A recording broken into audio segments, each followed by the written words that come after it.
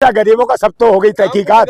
कभी गरीबों का जमीन है, कभी सरकारी जमीन है, कभी किसानों का जमीन है, कभी किसी का जमीन है। भाई एक बार बताओ, ये जमीन है तो भाई 2006 से ये पास हो गई है। हजारों बच्चे पढ़ रहे हैं इसमें, हजारों बच्चों के भविष्य की बात है।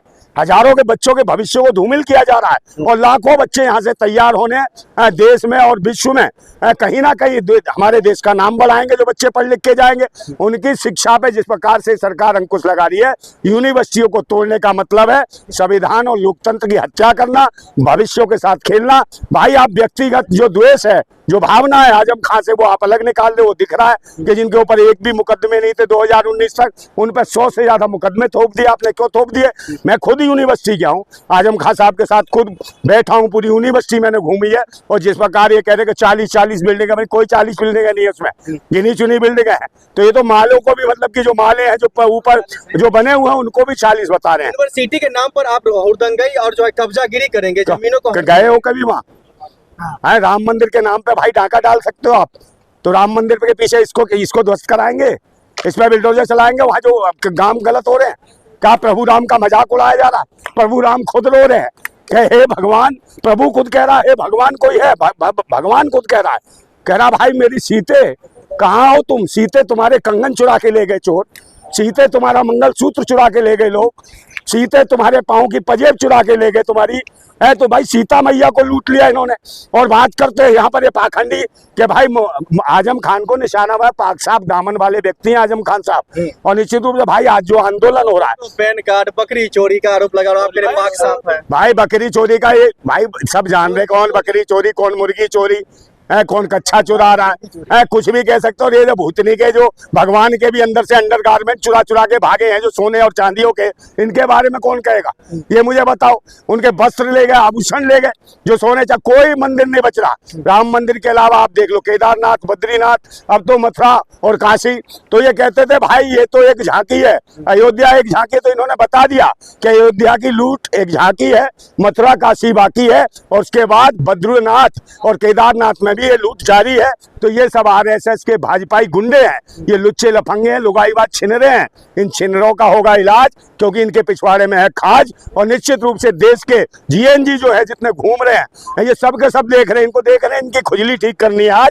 मगर कोई खुजली वाला दिखाई नहीं दे रहा। जितने खुजली वाले घूमते थे ना, भौं भौं करते थे, एक भी दिल्ली की सड़कों पर दिखाई नहीं दे रहा। क्योंकि देश के क्रांतिकारी युवा आज उमड़ चुके हैं, और कहीं ना कहीं किसी में भगत सिंह, अशफाक उल्लाह खान, राजगुरु सुखदेव जैसे क्रांतिकारी योद्धा दिखाई दे रहे हैं। तो आज सरकार भी डरी हुई है और जगह जगह बैरिकेड्स के अलावा फायरिंग कर रही है, भाई गोलियां चला रही है। सरकार ये चाह रही है जो मेरी तरह ही अनपढ़ रहे जनता से यूनिवर्सिटी तोड़ रही है। भाई यूनिवर्सिटी तो छोड़ ही दिया, वो तो तोड़ना चाहते हैं। आपने देखा नहीं भाई, 2.5 लाख स्कूल बंद कर चुकी है भाजपा सरकार जब से आई है, पिछले 10-12 सालों में। और अब उत्तर प्रदेश में 35,000 के आसपास स्कूल बंद कर दिए। तो भाई अब इन्होंने यूनिवर्सिटी, क्या ये यूनिवर्सिटी कोई बनाई है?